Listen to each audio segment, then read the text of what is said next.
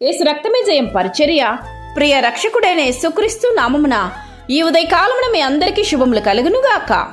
నా శ్రమలో నేను యెహోవాకు మొరపెట్టి తిని, నా దేవునికి ప్రార్థన చేసి తిని, ఆయన తన ఆలయములో ఆలకించి నా ప్రార్థన అంగీకరించెను. నా మొర ఆయన సన్నిధిని చేరి ఆయన చెవులు జొచ్చెను అని దేవుని వాక్యము సెలవిస్తుంది. నా ప్రియ సహోదరి సహోదరులారా, నీకు వచ్చిన సమస్యను బట్టి నీవు అధైర్యపడక, ఆ సమస్యను అర్థం చేసుకోగలిగిన ఆదుకోగలిగిన వారు ఒకే ఒక్కరు ఆ ప్రభువైన యేసుక్రీస్తు మాత్రమే అని గ్రహించు. ఆయనతో చెప్తే చాలు, ఖచ్చితంగా నీకు జవాబు వస్తుంది, విడుదల సంభవిస్తుందని విశ్వాసముతో మొదటగా మనం ఏదైనా ఆయనకే చెప్పాలి. అది చిన్న విషయమైనా పెద్ద విషయమైనా దేనిని గూర్చియు నీవు దేవునికి చెప్పడం అలవరుచుకో.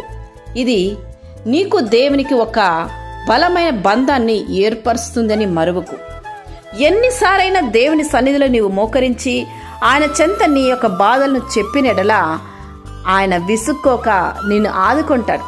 అదే మనుషుల వైపు చూసి నీవు పదే పదే నీ బాధను చెప్పుకుంటే నిన్ను వాళ్ళు విసుక్కుంటారు, విసర్జిస్తారు, చేదరిస్తారు.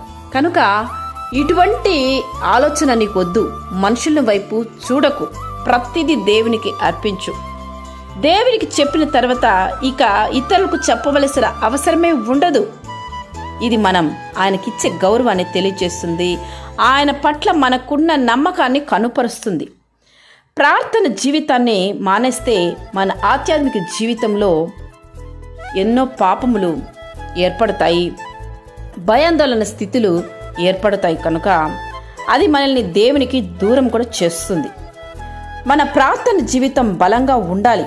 మనం ఆత్మీయంగా బలంగా ఉంటేనే ఎటువంటి కార్యములోనూ మనం స్థిరంగా నిలబడగలుగుతాం. సాతాను ఎన్నో విధంగా మనల్ని పడదోయాలని కొన్ని ఇరుకు ఇబ్బందికరమైన స్థితిలోను మనం ముందు ఉంచినప్పుడు కూడా అధైర్యపడక, సమస్తమును సాధించే, సమస్తములోనూ విడుదల కల్పించే ఆ సమర్థవంతుని చేతికి నీ సమస్యలను అర్పించి చూడు.